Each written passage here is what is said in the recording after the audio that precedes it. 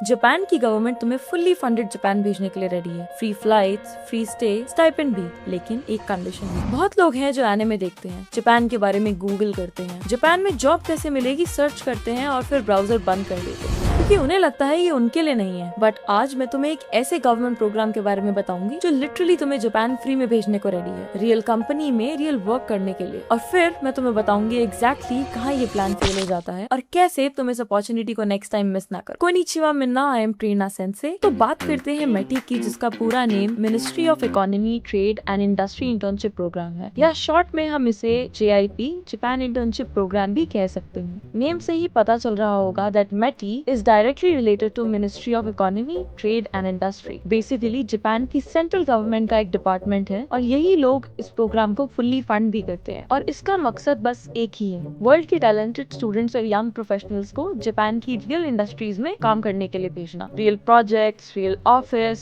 एकदम real life experience. अब इसके फायदे भी सुनो। रिटर्न फ्लाइट कवर्ड, जापान में stay covered, every active work day 3000 yen which is somewhere around 1700 rupees per day. Laptop will be provided by them. Medical insurance covered. और ये सब कोई प्राइवेट कंपनी नहीं कर रही, जापान की खुद की गवर्नमेंट इसे फुल्ली फंड कर रही है। अब बात करते हैं एलिजिबिलिटी की, क्योंकि यहाँ कुछ इंपॉर्टेंट कंडीशंस हैं जो तुम्हें पता होने चाहिए। तुम्हें OECD which is Organization for Economic Cooperation and Development and DAC which stands for Development Assistance Committee का सिटीजन होना जरूरी है। सिंपल शब्दों में बोलूँ तो OECD DAC एक लिस्ट है जो डिसाइड करती है कि कौन सी कंट्रीज अभी भी डेवलपिंग है, कौन सी कंट्रीज जिनके पास उतना रिसोर्सेज या इकोनॉमी नहीं है as compare to what a developing country has.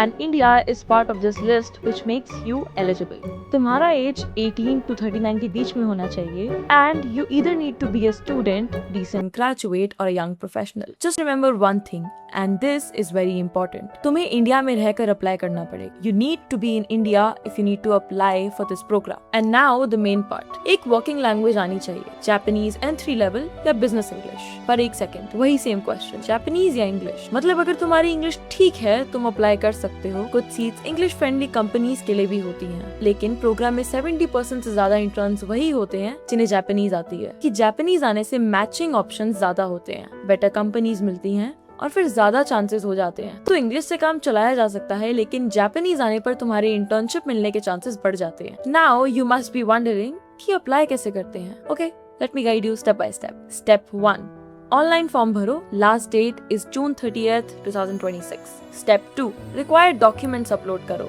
For example enrollment certificate for current student, graduation certificates for our graduates, valid international passport, passport size photograph, updated CV, and lastly your language certificates like IELTS, JLPT, etc. Step 3, primary interview, तुम्हारी motivation और communication check होती है। Step 4, company interview, यहाँ आपके technical skills matter करते हैं। Step 5, you are ready to go to Japan. Now let me tell you the main part.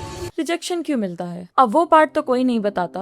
लोग apply करते हैं, रिजेक्ट हो जाते हैं, पर कभी समझ नहीं पाते कि रिजेक्शन मिला क्यों। Well, let me tell you why rejection happens in METI. Number 1, generic motivation letter. I love Japan, I watch anime. ये नहीं चलेगा। तुम्हें बताना होगा कि तुम स्पेसिफिकली जापान SME की हेल्प कैसे करोगे। Number 2, weak portfolio. Technical roles में coding projects, design work, marketing results जैसी कॉन्क्रीट चीजें चाहिए होंगी। Number 3, language.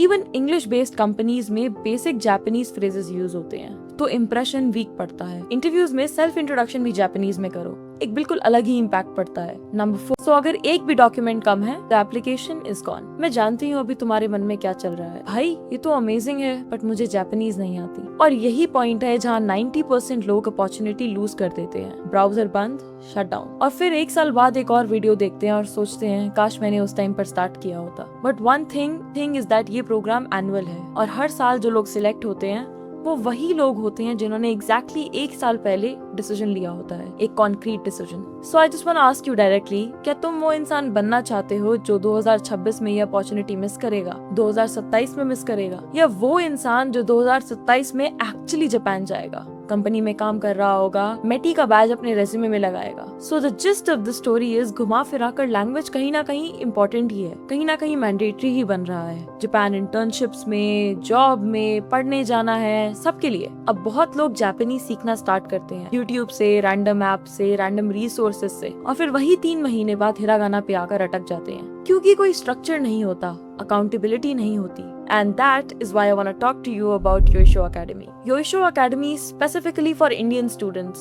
Yoisho has one-on-one doubt solving. A single batch does not include more than 15 people, which makes the class interactive in itself. Real speaking practice होती है जो आपको exactly METI clear करने के लिए चाहिए. एक structured syllabus है जो आपको 0 to JLBT N1 तक लेकर जाता है. And don't worry, in Yoisho all the senseis are N2 or N1 passed. You are either studying from a sensei who is living in Japan or in India. But all in all ये video close करो, next year FOMO feel करो, Japan फिर miss करो. Option 2, description में link है. Yoisho academy का free demo try करके देखो without any commitments. Japan wait नहीं करेगा. शायद तुम्हारा नेक्स्ट साल का वर्जन एक अलग वर्जन हो सकता है. गंबात्ते को दासाई.